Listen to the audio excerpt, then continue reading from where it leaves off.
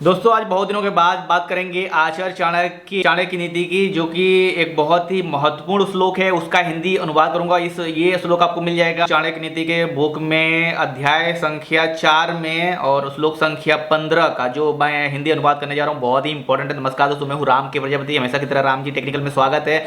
और ये बहुत ही इंपॉर्टेंट श्लोक था, इसलिए मैंने सोचा कि ये जो है वीडियो आप लोगों के साथ, ये जो चाणक्य नीति वाली जो बुक का ये श्लोक जो है प्रॉपर इसका अर्थ मुझे आप लोग को बताना जरूरी है। पहला इसमें से 4 जो पॉइंट आपको पता ही है कि आचार्य चाणक्य नीति में जो भी श्लोक, उसमें से 4 चीजें तो निकलती है। उसमें से पहला है बिना अभ्यास के शास्त्र विष के समान है। देखिए, बिना अभ्यास के शास्त्र विष के समान है। अभ्यास क्या होता है भाई? अभ्यास को पता है, प्रैक्टिकल बार बार किसी चीज को करना, वही अभ्यास होता है। शास्त्र क्या होता है? वही जो चीज आप अध्ययन करते हो, चाहे आप शास्त्र अध्ययन करो, चाहे आप आजकल स्टडीज कर रहे हो, जो भी पढ़ाई कर रहे हो, या फिर कुछ भी कर रहे हो, या फिर आपको कोई जिज्ञासा है किसी चीज के बारे में, आपको क्यूरियोसिटी है, आप जानना चाहते हो, तो अगर आप उस चीज में अभ्यास नहीं कर रहे हो तो वो चीज आपको भूल जाएगा और आप उसमें फिर जो है जानकारी जो भी आपने पढ़ा है वो सब भूल जाएगा। यानी कि पढ़ा हुआ याद रखने के लिए आपको बार बार रिवीजन करना पड़ता है। तो हम पहले से ही सुनते आ रहे हैं, इसमें कोई नई बात ही नहीं है। तो आचार्य चाणक्य भी वही चीज बोल रहे हैं कि कोई भी चीज अगर आप जानने के इच्छुक हो, कुछ जानना चाहते हो और उसको पढ़ रहे हो, तो उसको अभ्यास करो। अभ्यास करने से ही वो चीज आएगी। अगर आप अभ्यास नहीं करोगे तो वो चीज विष के समान है। विष के समान वही है, मतलब कि अगर मान लो कि आप पढ़ाई कर रहे हो और उसका बार बार प्रैक्टिकली जो है आप अभ्यास नहीं कर रहे हो, उसका रिवीजन नहीं कर रहे हो, तो एग्जाम आने पर जो है वो चीज़ आप भूल जाओगे और एग्जाम में आप जो है पास नहीं कर पाओगे, एग्जाम को क्रैक नहीं कर पाओगे। यही चीज़ें समझ में आती है। दूसरी क्या आती है कि अजीर्ण रोग होने पर भोजन करना विष के समान है। आचार्य चाणक्य बोल रहे हैं कि भाई अजीर्ण रोग होने पर अगर आपने भोजन किया तो वो विष के समान है। क्यों भाई? अजीर्ण रोग होता क्या है?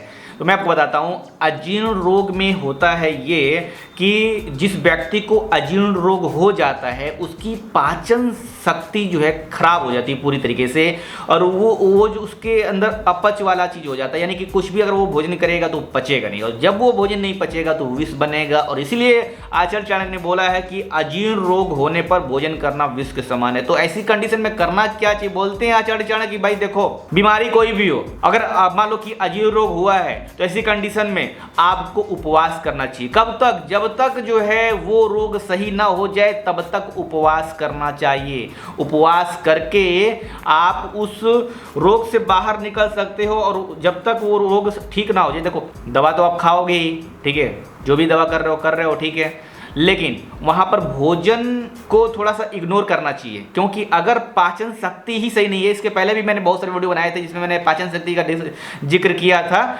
जब पाचन शक्ति, आपका जो भोजन को पचाने का शक्ति है, जो मशीन है, जो रस निकलता है ना, वो मौसमी का रस देखते हो ना, मशीन से निकालते हैं जो लोग, तो उसमें से क्या है कि रस निकल रहा है। क्यों? उसकी अंदर का सिस्टम वो तो लोहे का होता है, पीतल का, सिल्वर का होता है, वो तो निकल जाएगा। हमारे अंदर जो पाचन शक्ति है वो क्या है? चमड़े का है, अंदर मांसपेशियों का है। तो अगर वो कमजोर हो गया, मतलब अजीर्ण रोग का मतलब यही हुआ कि वो कमजोर हो गया, इसलिए वहां से जो है अपच हो गया है। अपच हो गया है तो क्या होगा? उस समय अगर हम भोजन करेंगे तो भोजन जो किया वो तो ऐसे ही निकल जाने वाला, क्योंकि उसमें रस वगैरह तो निकलेगा नहीं, उसमें से शरीर हमारा पुष्ट होगा नहीं, और ऐसे में हमारा शरीर और दुर्बल होता जाएगा। और इसलिए बोल रहे हैं आचार्य चाणक्य कि अजीर्ण रोग होने पर भोजन करना विष के समान। यानी कि जब पाचन शक्ति खराब हो जाए तो आपको भोजन नहीं करना चाहिए। कब तक? जब तक वो अजीर्ण रोग सही ना हो जाए तब तक आपको उपवास करना चाहिए। और अगर ऐसी कंडीशन है तो आप जो है डॉक्टर से जरूर मिलना, ऐसी कंडीशन में अगर अजीर्ण रोग हो गया हो तो, ठीक है। और उपवास थोड़ा सा करना ताकि जल्दी से चीज़ें सही हो जाए। यहाँ पर कह रहे हैं कि तीसरे में बोल रहे हैं आचार्य चाणक्य की दरिद्र के लिए सभा करना विष के समान है।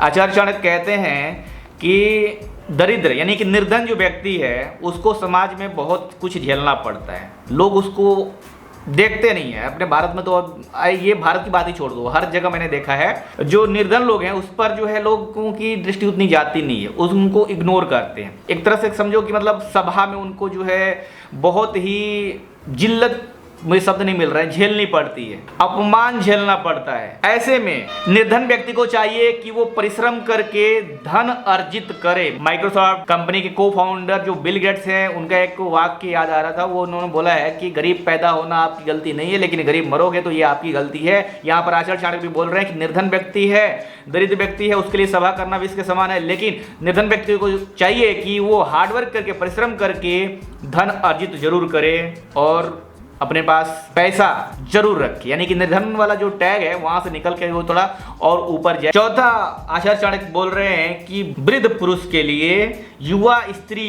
विष के समान है।